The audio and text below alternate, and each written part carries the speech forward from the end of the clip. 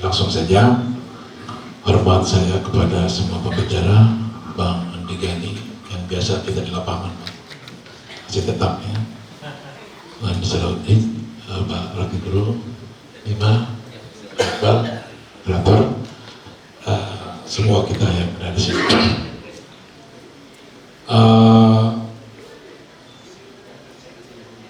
Ada lingkaran setan. Berarti kalau disebut lingkaran setan, perilakunya setan gitu. Ya. Ada satu perusahaan besar di Cibinong waktu itu. Perusahaan ini ada 3 kelompok lingkaran setan ini. Dari perusahaan, satu lingkarannya.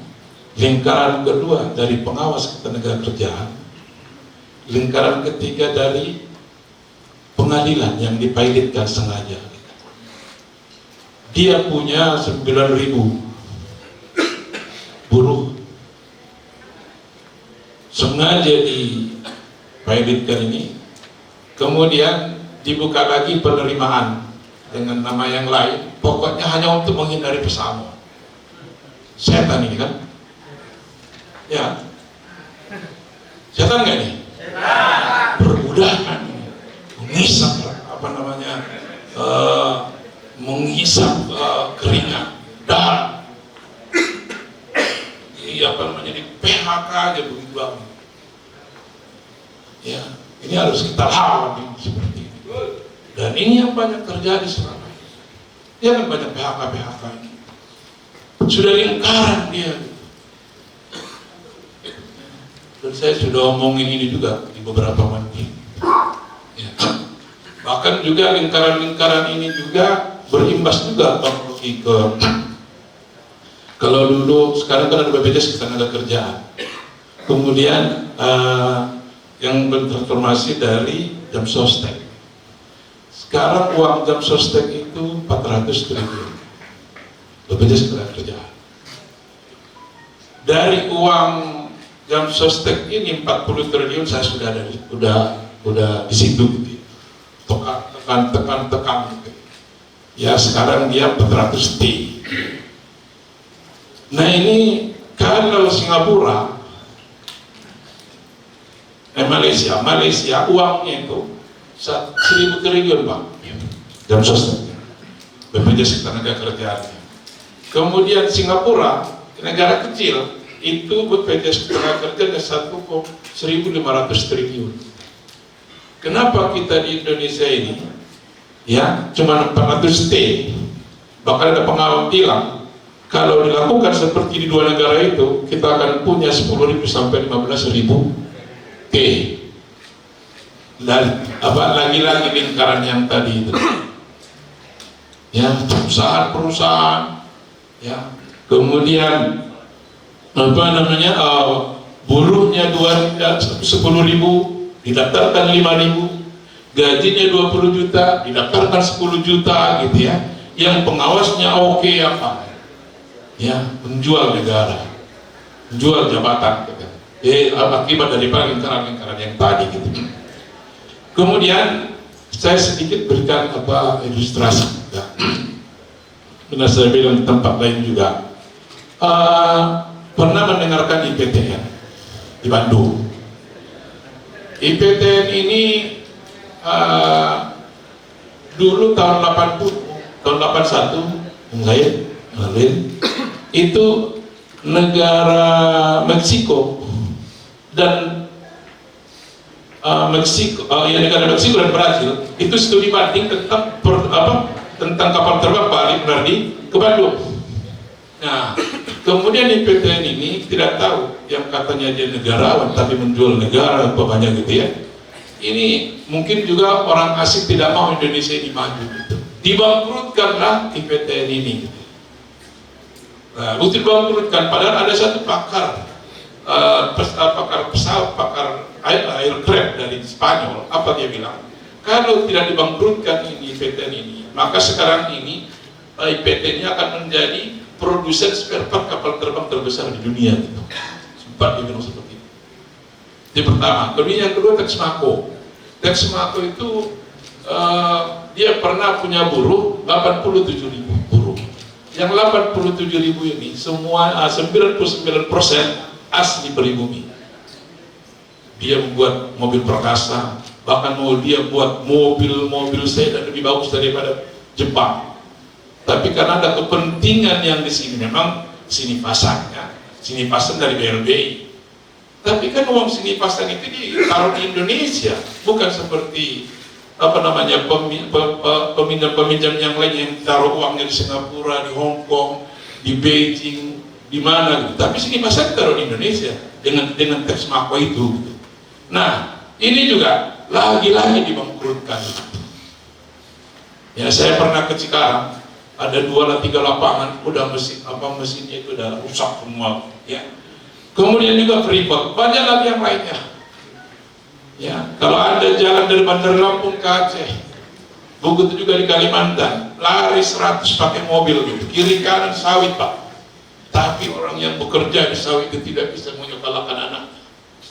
Lagi-lagi keringat mereka itu. Dalam arti kata, negara dijual.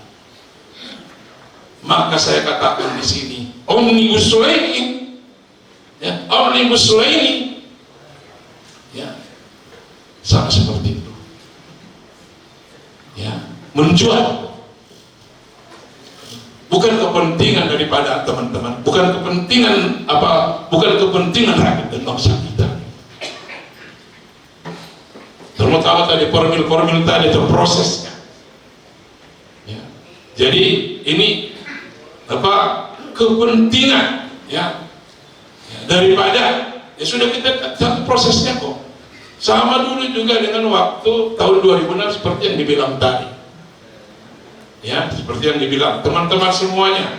Ya. Jadi saya bersyukur ini bahwa kerja saya di Komisi 9, Pak Gani, Pak Iqbal, dengan bersatunya buruh ini, ya, kita juga insya Allah di Komisi 9, ya, saya akan silaturahim, akan menemui 51 anggota itu, ya. Ya, sekali lagi untuk menolak Omnibus Law Cika ini, karena prosesnya juga sudah bermasalah. Tidak ada di sini politik-politikan. Sama dulu juga waktu SBY juga dulu. Kita satu kata tidak ada. Tapi benar-benar di sini. Kalau ini Omnibus Law ini kita lalai, Omnibus Law ini menjual negara dan melegalkan perbudakan kita. Perbudakan modern slavery. Ya, jadi kawan-kawan semuanya tadi sudah banyak yang yang memberikan masukan-masukan tadi semuanya. Ini akan menjadi, alhamdulillah ini ada 6 pembicara ini. Saya lihat tadi magnetnya sama, ya, nyawanya sama gitu ya. Mudah-mudahan ini insya Allah biasanya nanti kalau kita satu kata, saya masih ingat dulu pertama kali demo itu saya termasuk yang ikut ke depan waktu itu tahun 2006 menolak revisi Undang-Undang Nomor 13 tahun 2003 karena juga lagi-lagi tidak mengikutkan buruh secara keseluruhan. Ya, waktu itu kita tolak dan penolakan yang masif dari semuanya. Pertama kali demo pagar DPR depan runtuh semuanya, masih belum mau pemerintah, masih belum ada apa-apa. Demo lagi yang kedua setelah seminggu, seluruh pagar tol kiri kanan 2 lajur serontok semuanya, hancur semua. Begitu juga yang teman-teman di Bekasi, demo di tol macet sampai Cirebon, macet sampai Bandung gitu. Ya kalau emang nggak bisa dia, apalagi saya bukan manas-manas, tapi istilahnya jangan menjual negara. dengan mengisap darah rakyat ini gitu ya. Masa outsourcing seumur hidup? Coba teman-teman semuanya, ini kan harus ada kepastian hidup kan. Satu, harus ada kepastian pemasukan kan, biar bisa nyicil apa gitu. Waktu itu pernah saya nanya kepada Bu Sri Mulyani di Kementerian Keuangan, berapa PNS Bapak Ibu di situ gitu. Mungkin ribuan gitu. PNS Ibu yang ribuan itu terus tentu mencicil rumah, mencicil mobil, mencicil tanah, mencicil apa gitu ya.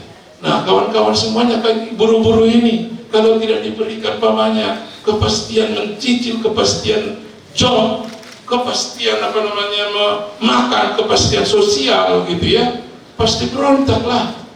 Berarti kalau berontak buruh ini bukan salah buruh, ya, bukan salah buruh.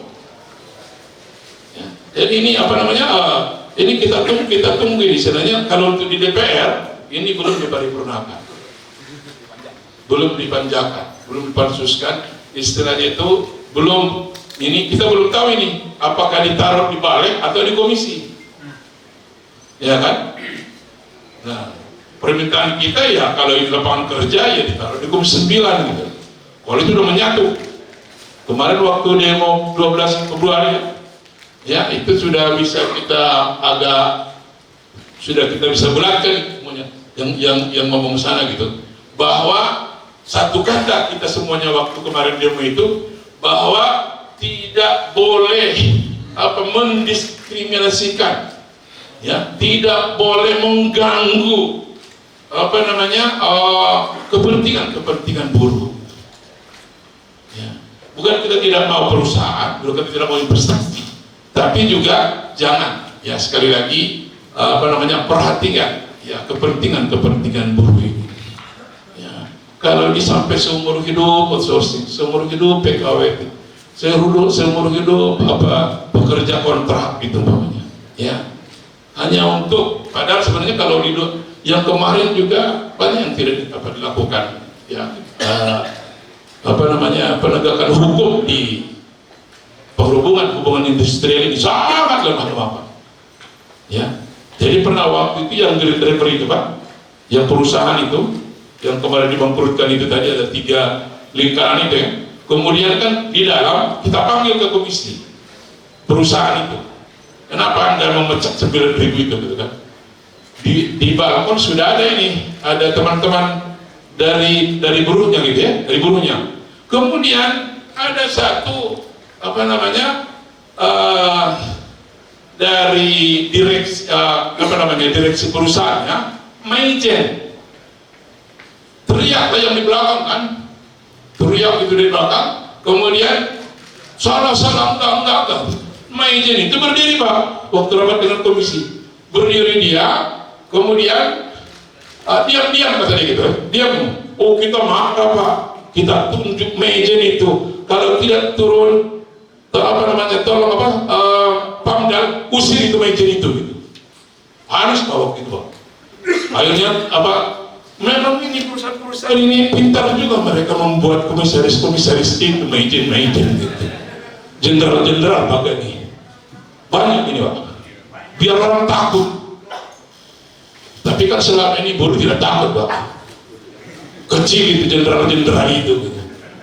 Kalau memang dia tidak pro kepada rakyatnya, ya. Jadi teman-teman semuanya, saya